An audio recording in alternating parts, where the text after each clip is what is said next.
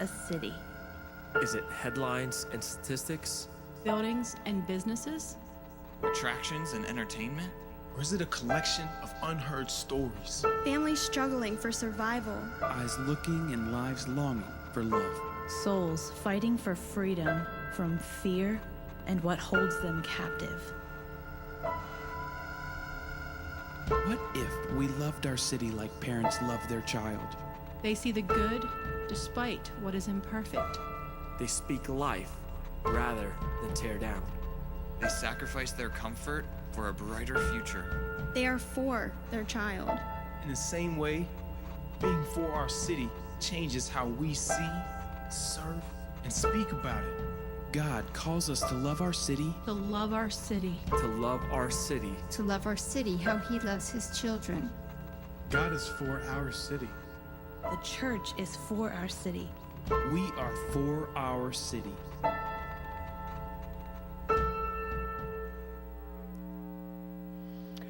As you get older and you think back over life and maybe even list some of your fondest memories, it's rather certain that the list and the majority of them will involve something that had you doing something you've done with a group of friends and family or co-workers or teammates. Even individual accomplishments that you may look back on with some pride and joy, like some extreme fitness regimen or some extensive educational program that you worked your way through. Even those sorts of things involve a lot of interfaces with other people.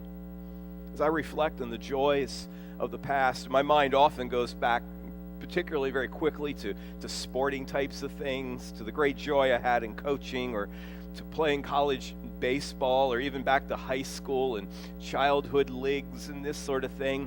Many teammates, as I see them every so often, even from decades ago, on the occasions when I see someone like that, it's the warm memories come back and it's like the years have not even eclipsed in that time of mutual warm memories and come flooding back, and the years don't seem so terribly long at all. Just recently, a missions representative from the Evangelical Alliance mission came through town here, and he's a retired sort of pastor, early retirement pastor, who's now a mission agency rep, and we got together. He's one of my college teammates from baseball, and it was great. I haven't seen him in like 35 years, and it was again like nothing had happened in between. It all came back, and the friendship was right there. He's had 2 more knee replacements than me, but we had a great time getting back together again.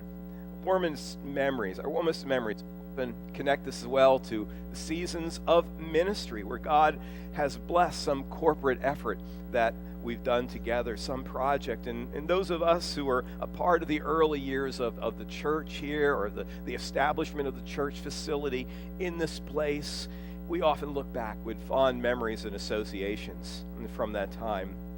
And of course, there are the family memories of years gone by, of things done together with family. I look back, I think about the 2 houses that we have built, the one here in Maryland and then one prior to that back in my previous home in New Jersey. I mean, those were tense times, but that house back in New Jersey, my father-in-law and I pretty much built it ourselves with just a little help here and there. And it was intense, but it was a fun time. I remember those memories. It was in New Jersey, but I was living with them in their home in Pennsylvania. So you had to cross, we'd get done working for a day. We crossed the bridge out of Phillipsburg into eastern Pennsylvania, and it kind of comes down the hill to the toll booth before you cross the bridge. And we would be talking about what we were doing and what we needed yet to do. And one day he's driving, and I'm the passenger, and we're talking about it. He's so into what he's doing that he's not thinking there's a toll booth coming. It's sort of like it's just something to drive through. He's motoring up to us, Dad, you got to stop. And he hits the brakes, and we go screeching to a stop. And he just says, hi there, and gives a toll and moves on. And I don't know what that must have looked like, but I think back to the memories of that time. It was really intense in that time, but what great memories they are of the past. You know, we were made to be in community with other people, to be people who are interdependent on one another. Practically from day one, it was so. as God said, as he looked at Adam alone in the garden and said, it's not good for man to be alone, and thus Eve was created for Adam. And toward the end also, that they might multiply others who would be together, to work together and to serve together.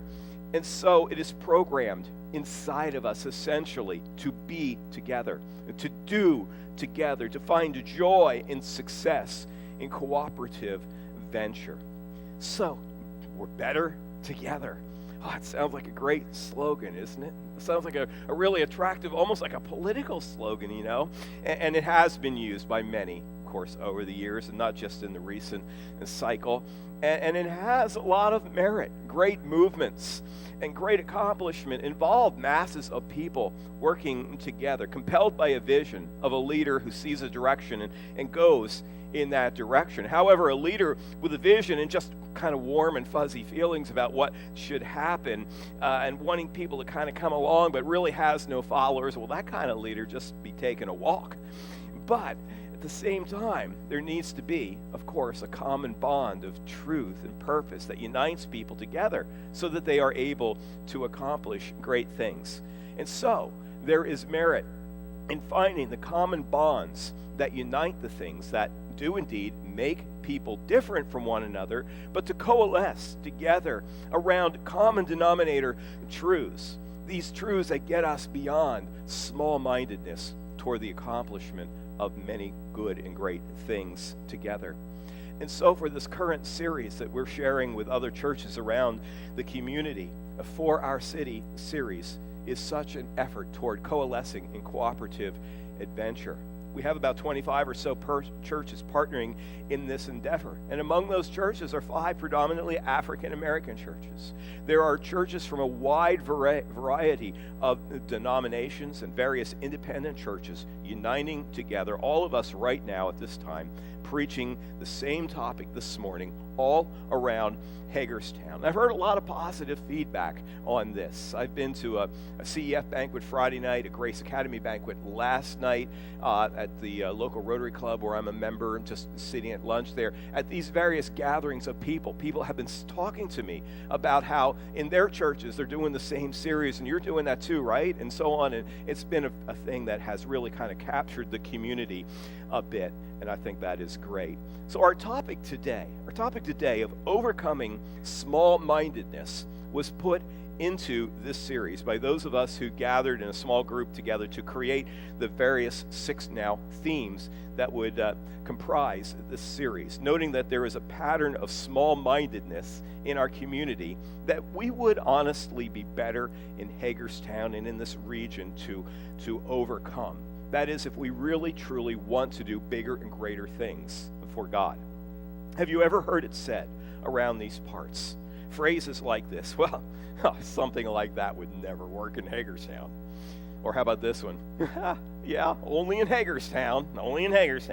Or how about this? Why can't we have whatever, like they have in Frederick, or in Winchester, or in whatever place, as if we're just left behind. It's often some version in these remarks of, that won't work here, or why would you want to do that in Hagerstown? Because I don't think it can be done. It really can be a sort of defeatist type of small-mindedness. And as a result, we end up competing and comparing. There's a small pie. I got to make sure I get my fair piece of the pie. That's the competition aspect. And that mine is at least the same size as yours, if not larger. That's the comparing part of it. So we have come together in this endeavor to raise the question as to why we don't think bigger, trust God bigger, and maybe see Him through us do bigger things than we have ever done before. And even simply within our own walls here and with our own community, we have a vision here of what God might be calling us to do as a congregation who's working as a part of our place in His big vineyard. And it's going to take all of us working together as never before. A German philosopher, Arthur Schopenhauer, uses a parable that talks about porcupines to illustrate what is the essential nature feature of human nature. We need each other, that's true, but intimacy with each other can sometimes be painful. Think of yourself as a porcupine. You know, we prick ourselves with the abrasive edges of one another's personalities, and so that drives us away. And so we have a sort of schizophrenia that takes place, so where we long for connection, but we can't seem to navigate the pain that comes from connectedness. Here's the story this philosopher is given as an illustration. He says, a number of porcupines huddled together for warmth on a cold day in winter. But as they began to prick one another with their quills, they were obliged to disperse. However, the cold drove them together again, when just the same thing happened. At last, after many turns of huddling and dispersing, they discovered that they would be best off by remaining a little distance from one another. In the same way, he says, the need for society drives human porcupines together, only to be mutually repelled by the many prickly and disagreeable qualities of the human nature. And so the moderate distance, which they last discovered to be the only tolerable condition for interaction, is formed by the code of politeness and fine manners. And so we need to be smart porcupines with one another. And here's our main idea then for this morning, is that God has designed us for one another. And true community begins when we repent of self-interest and invest in one another. Small-mindedness is a symptom that emerges from a condition where we see ourselves and our tribe as better than others. And self-interest runs counter to God's design, both for individuals and for human communities. And the result is a spirit not of cooperation, but of kind of one-upsmanship that happens, promoting us to measure our worth against one another and breeding feelings of superiority and inferiority. And as with this entire series, what we do today is we turn to the book of Nehemiah. To Nehemiah. And we remind you, as you turn to Nehemiah today, we'll look in chapter 6, bleeding over into chapter 7. We remind you that Nehemiah was a man who was given authority by the world power of that time, the Persians, to return to Jerusalem under the authority of the Persians to rebuild the city wall. It had been 90 years since the first Jews had returned from captivity. It had been 70 years since the temple was rebuilt. And so it was rather shameful, actually, that the city wall remained unfinished, exposing the residents to danger from nearby surrounding enemies. And as we've seen over the first 3 weeks of this series, Nehemiah faced many obstacles of ridicule, of discouragement, of fear, of internal strife, and external threats. And in many ways, surely the task seemed just impossible. But on the other hand, Nehemiah brought with him great vision and resources, yes, from the Persians, but bigger than that, a sense that it was God's calling to do this work and that he would bless them as they worked together on it. In this passage we look at today, Nehemiah completes the wall, and his workers complete the wall. It illustrates the power of cooperation and value of having a mutual common purpose. So first we see today, in Nehemiah 6, verses 15 and 16, we see that God has designed networks, not empires. In this section, Nehemiah summarizes the completion of the wall and the crumbling of the enemy's confidence. Primarily, he says, because they recognized that there was God's hand and role in the completion of these efforts. So it says, the wall was completed on the 25th of Elul. That's like a month, in 52 days. When our enemies heard about this, all the surrounding nations were afraid and lost their self-confidence because they realized that this work had been done with the help of God. And so, despite repeated obstacles and external hostilities, the wall is completed. The project was completed on a particular date here that would correspond to a date in the month of September. 52 days to complete such a massive project as this. I mean, that's really very impressive, isn't it? It sounds almost impossible that something could be done that fast, and some folk over the years have doubted the accuracy of that. But to that we would say that the restoration work had already been started at various times. It's a matter of filling in and making the walls higher. The wall was built with great speed. People are really motivated when there's sort of a personal danger factor in it. They got the work going quickly. Thirdly, Jerusalem was probably smaller than we think of it, or would look back at it, certainly far smaller than we would see it today. Probably the total circumference of this wall was something in the area of 2 to 3 miles. And archaeology has shown that the construction was very rough. So we do believe that it was 52 days that it took, and that God did enable them to get this good work done. The working together on the wall brought God's pleasure on this endeavor. It was a testimony to God that was clearly evident to the world around them. It was undeniable that something special had happened that could not be really naturally explained. What networks are people working together as God has actually designed for human interconnection.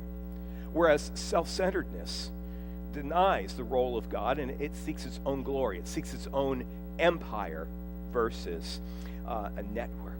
The contrast between networks of human groupings and empires, self-centered groupings. Nehemiah avoided the latter by affirming the work of God in the life of his community, and that's a calling that we should have and can do today as well. Living in isolation and believing that we're really autonomously in charge of much is, of course, well, it's the American way of things. People love the idea that they're really, really in charge. A few weeks ago, we were visiting our relatives, Diana's family, in Yakima, Washington. My brother-in-law out there is a distributor for interstate batteries. So he has a warehouse and just with thousands and thousands of batteries. And so I was there at the business helping him one day, kind of get caught up on some stuff, and some folks came in. Now, Yakima, Washington is, well, the town itself is a typical kind of town, but around it, it's really, you're really in the West.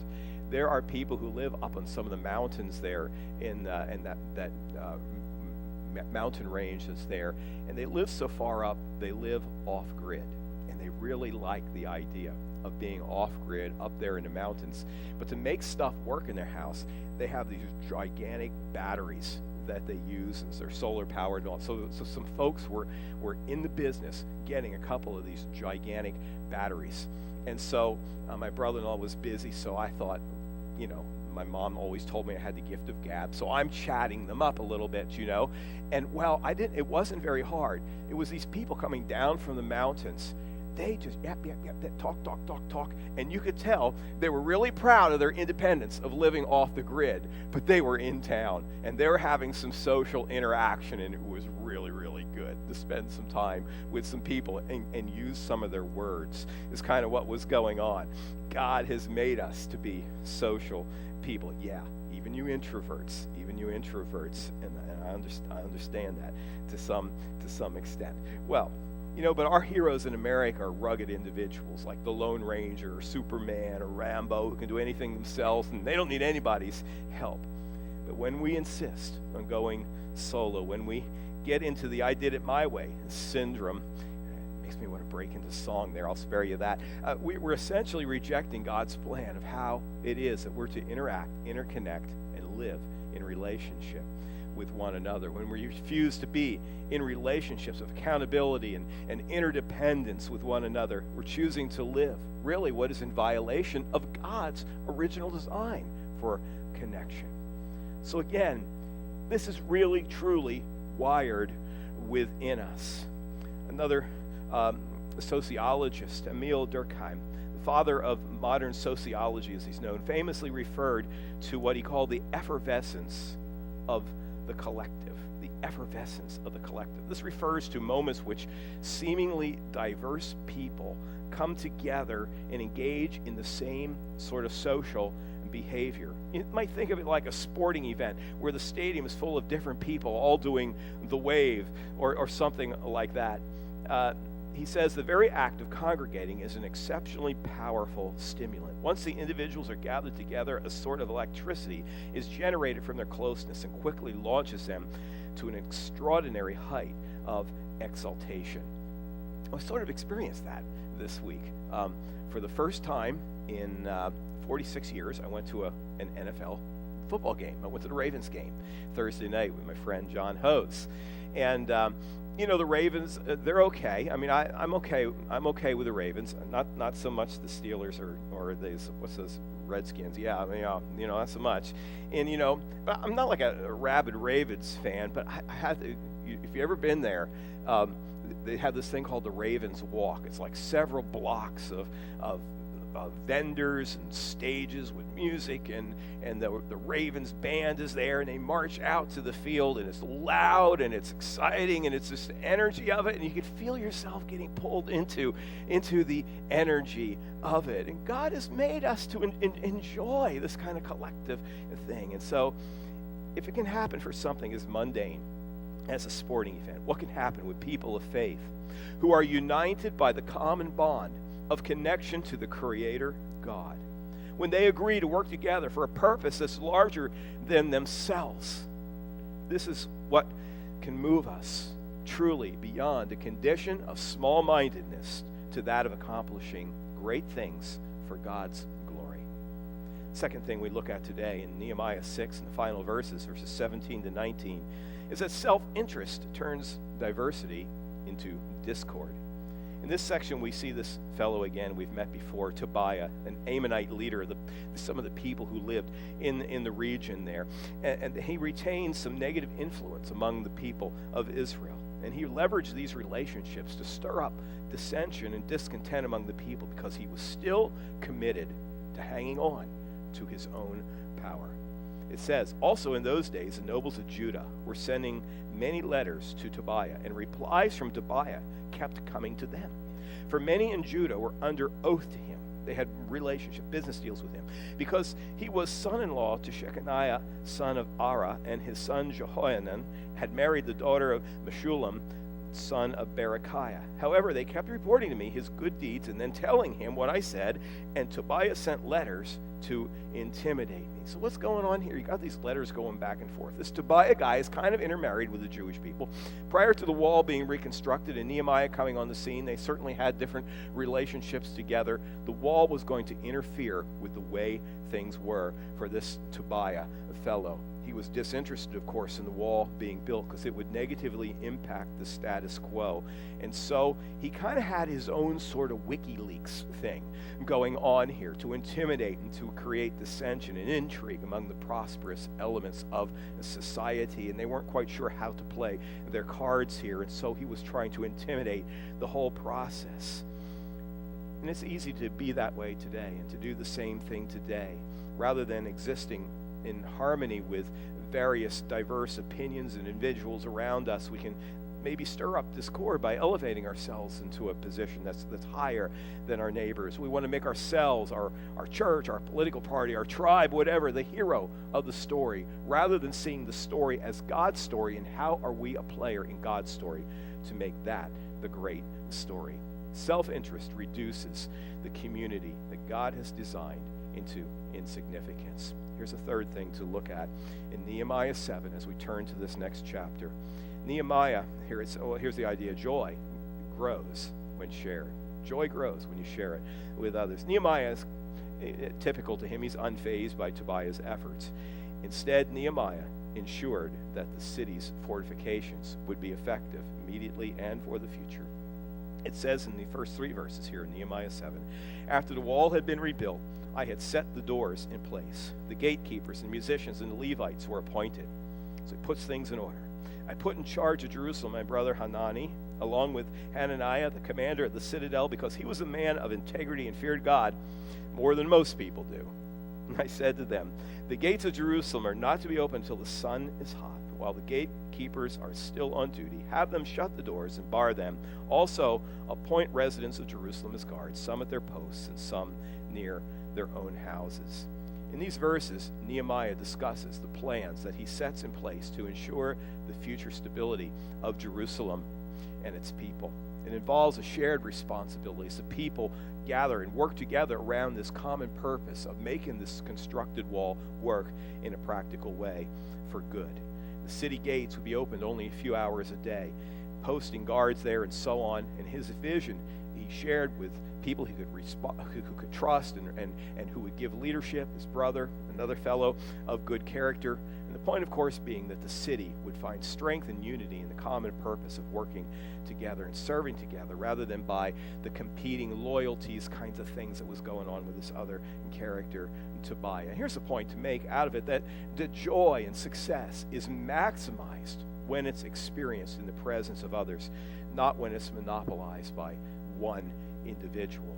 As Christians, our lives should be marked by a shared joy that we have and experience with each other, not by some small-minded individualism of what's going on simply and merely within us. You know, when you have something that you find joyful, something that cracks you up or just gives you pleasure, you want to share it, you know, with other people. And that's what we kind of use social media for, and Facebook, to kind of share something that happened, and it just cracks you up. You just find joy in it. You want other people to hear about it. You know, we had a project this last week, kind of a kickoff to our working with the new Jonathan Hager Elementary School over here. And I want to thank all of you who had a part in that. The Veterans Day program on Friday was just incredibly great. You can check out a video on our Facebook page. See, it was joy. That's it, or whatever it is. We shared that with you. And so I've been in and out of school a lot over there, and working with the kids some. And one of our own church kids here, his name's Hayden Lujacano. He's a fifth grader, so that's the oldest kids in school there are fifth graders. And he was running for school president. So I put on Facebook a week or so ago, I'm making an endorsement for president. Hayden Lujacano for school president. And so I thought that was really cute and funny, and I showed some of his campaign signs that he had on the walls in the school. And so I was in the school this week. I said, Hayden, how'd it go? How'd the elections happen? He says, yeah. He says, the other candidate won. He said that he promised a lot of extra free recess passes to the students, and he can't do that. And I said to him, oh, so Bernie Sanders beat you? and he just looked at me like, I don't know what you're talking about, you know. And I thought it was funny, you know, and I found myself sharing that story with some people, you know. So joy, you want to share it, and we do things together that brings us joy. We want to share it with people. And God has wired us to be that way. Now you may hear all of this story that we're giving you today, and you may say about how it comes out in Nehemiah that's kind of, I don't know, that's really kind of stretching these applications on a scant amount of material. And I can sort of understand that. But what we have here, certainly in the big picture of it all, is we have an Old Testament story in Nehemiah here of a major New Testament teaching to form a main idea that who we are together now in the body of Christ, and it is huge, and what we can do together is significant. Again, what we have in common, an eternal relationship with God, is larger than anything that the world has that divides us into our various camps and races and squads and affinity groups and so on. We need to embrace this new unifying factor, working together even while celebrating and enjoying the differences, but having that common bond of faith in Christ. Consider a couple of New Testament passages. In Ephesians chapter 2, Paul is writing to a Gentile church of believers, a church with many Gentiles in the church. And he's writing particularly to these Gentiles who are now a part of an institution that has brought together Jews and Gentiles under one roof into a new entity. Beginning in chapter 2, verse 12 of Ephesians, Paul says to these Gentile believers, he says, remember that at one time you were separate from Christ, excluded from citizenship in Israel, foreigners to the covenant of the promise, without hope, without God in the world, but now in Christ Jesus, you who were once afar away have been brought near by the blood of Christ. For he himself is our peace, who has made the two groups one and has destroyed the barrier, the dividing wall of hostility. And so on, it reads there. Let's skip ahead to verse 19. Consequently, you are no longer foreigners and strangers, but your fellow citizens with God's people, members of his household, built on the foundation of apostles and prophets, with Jesus Christ as the chief cornerstone. In him the whole building is joined together, rises to become a holy temple in the Lord, and in him you two are being built together to become a dwelling in which God lives by his Spirit. you think about the early church, the Jews and Gentiles coming together under one roof. I'll tell you, there was really nothing more radically different in the first century than Jews with all of their background histories and traditions and so on, and Gentiles from the Roman world. Gentiles who either worshiped some pantheon of gods or who were totally licentious in their lifestyles. The gospel brought them together into a new and living entity, and working together, a new body of faith took root, growing to become the universal church of Jesus Christ that fueled the expansion of Western civilization. And over the years, vast millions of people have now become related to God through the Christian message that has spread literally around the world. And we are a part of that movement, in which it says in the scripture, God lives by his Spirit. We can be a part of this greatest movement of history as we together build and grow the body of Christ in this community, even by adopting this school in a neighborhood where the folks and the children and many of them look very different than what it looks like in this room right now. And beyond that, we can partner with missionaries where there's a Russian-Ukrainian pastor in the other side of the world in Kazakhstan, building a church that we've helped to partner with placing in that capital city of Astana. We can raise our own youth, 2 sons of the ministry of this church, to work in worldwide evangelism and radio ministries. We have the tentacles of our ministry stretching to Thailand, to Togo, to Australia, to Spain, Scotland, Tajikistan, and Brazil, to name a few places where our people serve. So why should we be at all small-minded about who we are and what it is that we do and where we live? We too can be people of impact with many of the partner churches in this community of Hagerstown together today.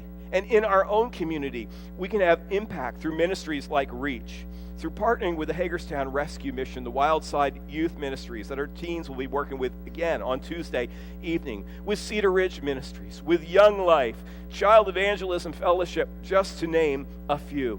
We can have a large mindset and a vision for Hagerstown, for our city.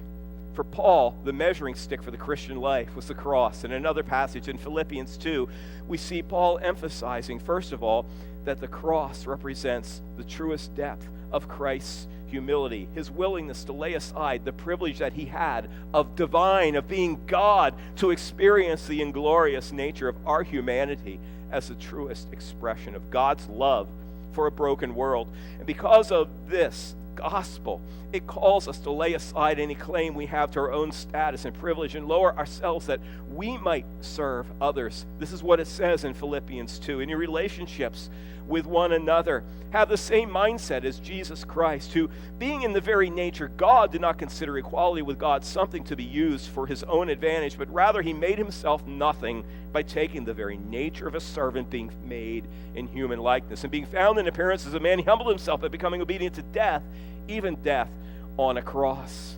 So it shows Christ's humility. And then we go to the next 3 verses, which talks about the glorification of Christ, revealing that God alone is worthy of honor, and that at the end of human history, all will acknowledge Christ Jesus as Lord. The gospel, therefore, provides us a hope in knowing that God's plans will indeed one day come to full fruition, and that our identity is with Christ's victory rather than our own weaknesses and our own losses. We're part of his bigness, not our smallness. So our minds can be big-minded rather than small-minded. It says, verses 9 to 11, therefore God exalted him to the highest place, given the name above every name, that at the name of Jesus every knee should bow, in heaven, on earth, and under the earth, every tongue acknowledge that Jesus Christ is Lord, to the glory of God the Father. The great truth that I like so much about this Philippians 2 passage, and I always share this with when we go through this passage, it's famous for its theological content about the cross and the blood of Christ and what that's all about. But we fail to always recognize that the setting, the context out of which this theology came was not Paul saying, hey, let me teach you some big ideas about Jesus and the cross. Here is the theology of it. That's not what he's doing. Oh, it happens, and it happens maybe better than any other passage.